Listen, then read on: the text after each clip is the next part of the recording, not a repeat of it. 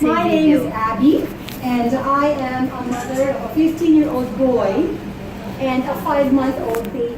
I'd like to share you my journey in the beauty industry. Since my grade school days, let me show you. In my grade school days, I was never the president nor the vice president of the class, but I have been consistently the muse. In high school, I was the queen during our JS prom. In college, I was the Miss University.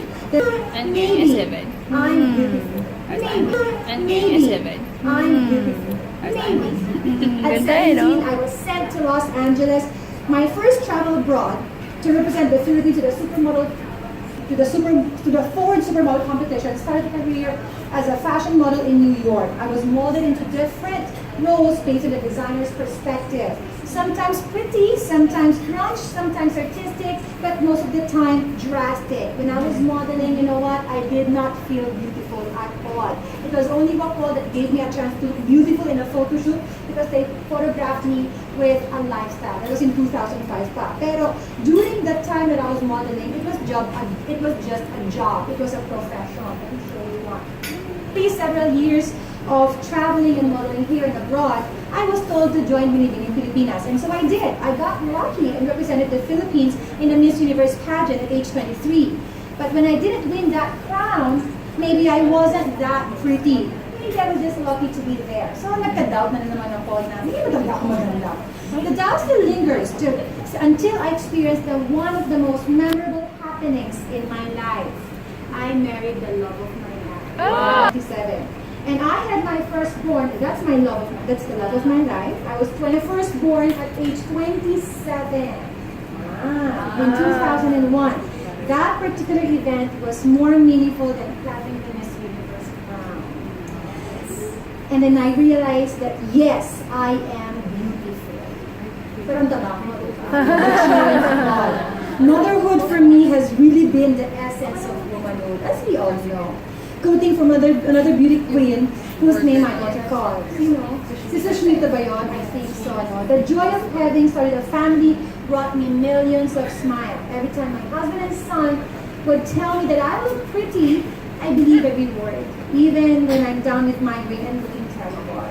And let me show you a picture of my son. Whoa! Guapo! I worked as a certified image consultant and seeing every individual as a flower in a box. Whenever I turned 40 2 years ago, I learned the facts of aging. Let me share this to you. When you're 20, you say you don't care what people think about you. When you are 30, you actually don't care what other people think about you. But when you're 40, you finally understand that nobody's thinking about you. People in their 20s are millennials. People in their 30s are Generation Y. People in their 40s refuse to be labeled. But I think today, we will be labeled as 40s and above are labeled as timeless beauty. Yes! How do we maintain beauty? After so many years, I believe that I am still beautiful. Number one step, avoid negativity. Number one, na taga-criticize ng ating sarili. Yes! First step, it starts here. Happy thoughts. Happy thoughts. Paano mag-isip ng masama? Tsaka ang ngiti. So it's very, very important to realize that a good smile starts with happy thoughts. So imagine if you have anything negative there, it would be impossible to perfect our smile. So positive or happy thoughts. First step. Second step. Another 3 steps. Second step. Happy lines. The happy lines are actually situated right there in the corners of your eyes. Kapag pala yung lines na yan, wala kang makitang line dyan, ganito ang ngiti mo. Fake na fake. So every time you show a perfect smile, see to it that you will be showing off those happy lines. It doesn't matter if it's 1 or 2 or 3, the more lines you get, the more happier you look. So ito yun. Huwag yung gagalawin, ito pa din yung pagalaw pwede yan. Pero ito because it will not show a perfect smile. So happy lines, happy thoughts. And number 3, happy curve. The happy curve is how the mouth will shape as we smile. Now, it's not gonna give you that happy curve if you say cheese, kasi apparently ang cheese binababa niya eh. But if you say the letter A, nagka-curve din yan. Or the number 8. 8. Pansinin niyo nga, gawin niyo nga. 8. Tuloy sa tuloy. 8. Nagkurba ba? 8. Yes. Now wait lang. I don't want you to go back to your lives and then start to say, hi, good morning, A. Kasi nanin ko pa ngayon, out in public, di ba? Now, there's what we call the muscle memory, wherein we actually let these facial muscles memorize the movement. Now, let me give you an assignment tonight. Tonight, when you go home, I'd like you to face the mirror and lock the door. It's a very important step, I tell you, because what I wanted to practice is to practice positivity through a perfect smile. Happy thoughts, happy lines in A or 8 in front of a mirror and hold your smile for 2 minutes. It's not going to be easy. Marininig, maninigas, mga ngalay. Kaya nga nakalakang pinto eh. Okay? So you have to do it in private. Okay? So have happy thoughts, happy lines in A or 8 for 2 minutes. Now if you do this 2 minutes in the morning and 2 minutes at night time for the next 2 weeks, then I will guarantee a perfect smile. Gagawin? Hey. Wait lang. We actually have a minute to spare. I'm only given 1 hour to do this, pero let me do the 1 minute for practice for our perfect smile. Sige, nagawin natin. Sino ang hero? Kasi mabilis. Kung nakaka-burn na ka. Naglakad ka sa mall. Sabi ko, ay naku, 2 hours ako naglalakad ng panglakad. Forget about it. Pwede maglakad sa mall, basta make everything faster. When you walk faster, it will burn calories. So, make time to pamper yourself. Now, how do you do that? How do you do that? Showering ng buo. What am I talking about? Have you ever experienced na kumakatok sa banyo mo? Ate, ako na. Nababadyo ka, di ba? So, you need to make time that if you need to wake up earlier, di ba? 5 minutes paligo, parang hindi masakay yun. So, imagine that, di ba? So, kung kailangan lang gumising na mas maaga, to give time for yourself, to have time for the bathroom all by yourself, ang sarap kaya na pakiram na. Start your day, na nakapag-shampoo ka ng gusto mo shampoo, conditioner ka, nakapag-scrub ka ng mukha, nakapag-scrub ka ng mga toes, ang sarap ng araw mo. Totoo naman eh.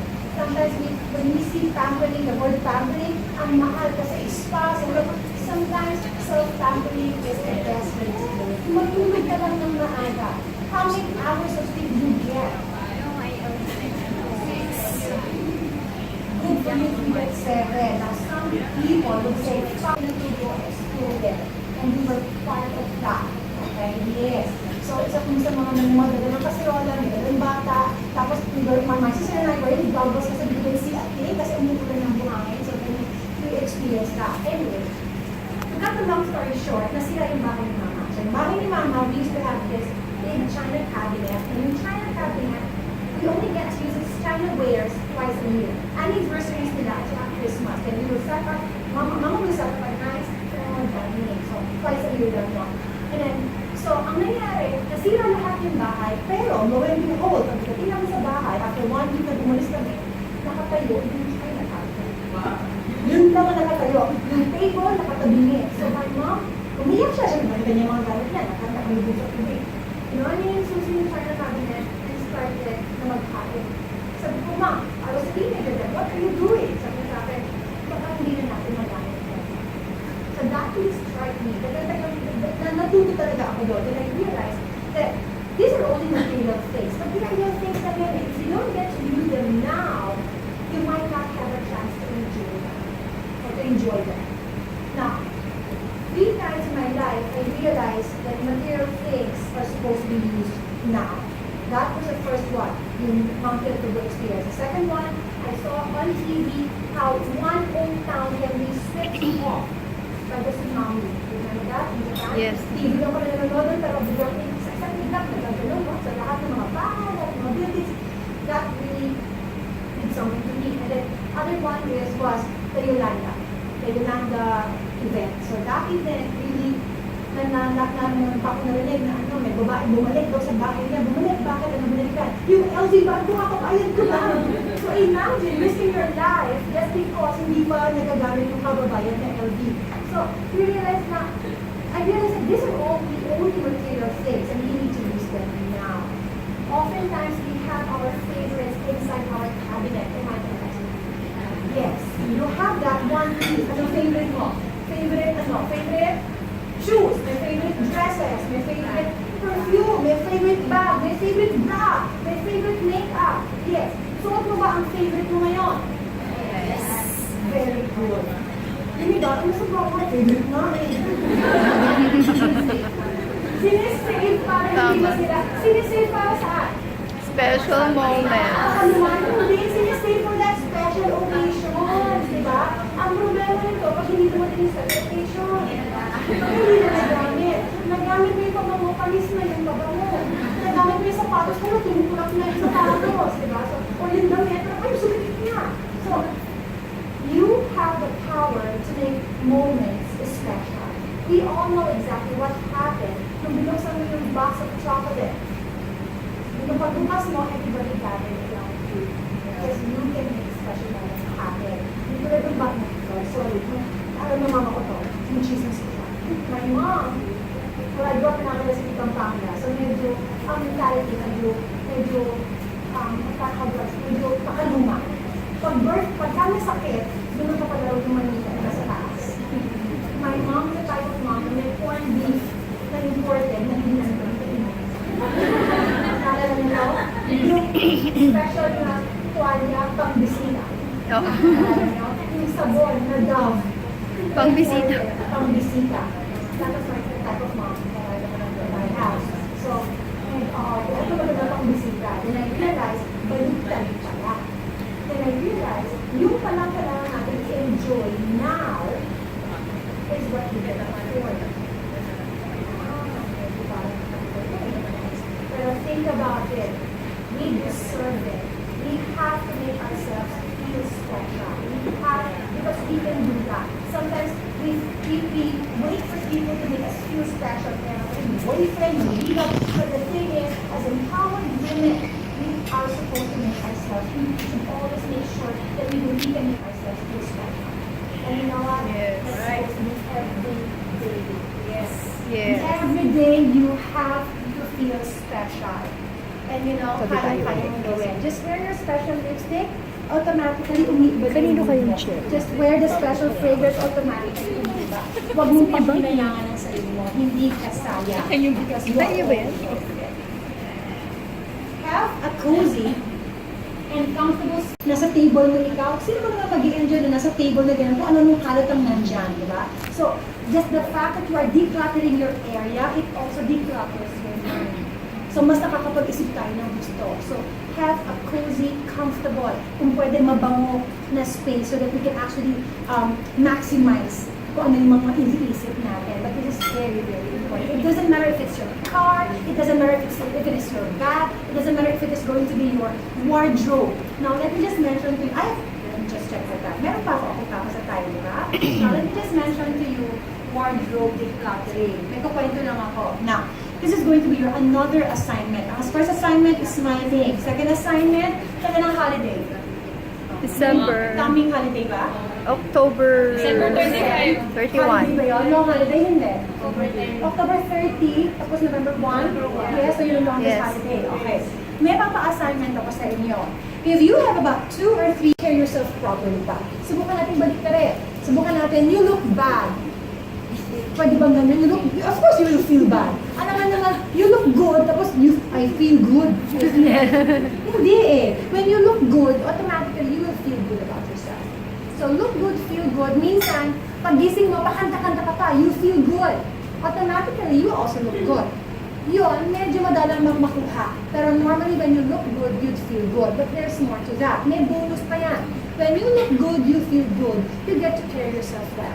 Positivity will come in very, very easy. Now, when you are showing when you are showing positivity or proper projection, and then people will be responding to you positively as well. What am I talking about? You look good, you feel good, you project good, people will react to you positively. Ultimately, in business, that is exactly how we want people to react. Or in friendship, that's exactly how we want people to react. Imagine, that smile coming from a client happened because you were smiling. That's proper projection eh. Diba? So, mas dumadali ang buhay, dumadali ang business. Now, business can actually progress easily. So, if you are, pagka binaliktad mo yan, you look bad, then of course you will feel bad. You will not be able to project well, and you will not be able to get positive response. So we want to look good and feel good. Now isipin mo, ang dami naman, look good, feel good, project well, positive response. Think about it, isa lang ang effort. The only effort would be on the looking good because everything else would automatically follow. Pero, I'd like to share to you one of the looking good na easy, agad-agad, as in now na you look good. It has nothing to do with clothes, it has nothing to do with makeup, but it has something to do with the way you carry yourself. Posture. Ito na, ang ganda nga ng makeup mo, ang ganda nga ng suot mo, pero hello, kumusta? So this is going to be my last activity. Stand up everybody please because I'd like us to check on our posture.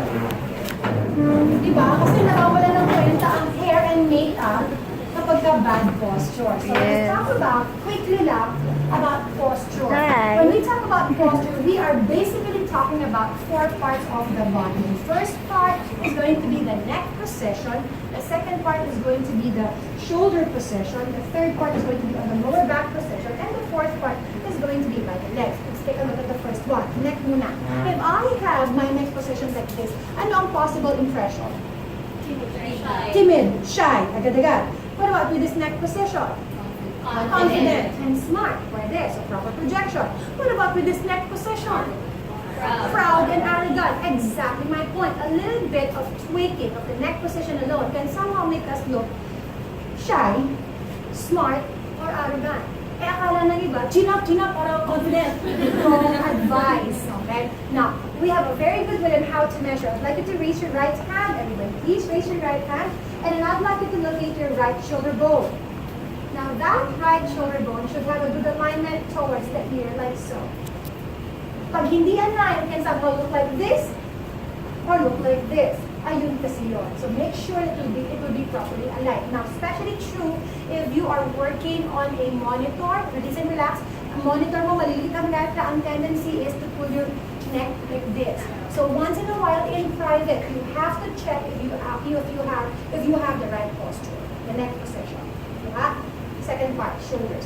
Now, when you are working on your keyboards, we normally hug on our keyboards like this. Correct? Tapos, ilang oras ka nagtrabaho ng ganyan? 8 hours. 8 hours. That's muscle memory. Imagine mo, 8 hours of like this. Pag tayo mo, uy, kumusta? Okay. Good news. Hi, my name is Abbygail Arenas de Leon, and people call me Abby. And please follow me at Abbygail Arenas, ABBYGALE, sa Instagram. Okay, and I am an image consultant. And long time ago, I was a beauty queen in 1997. Thanks.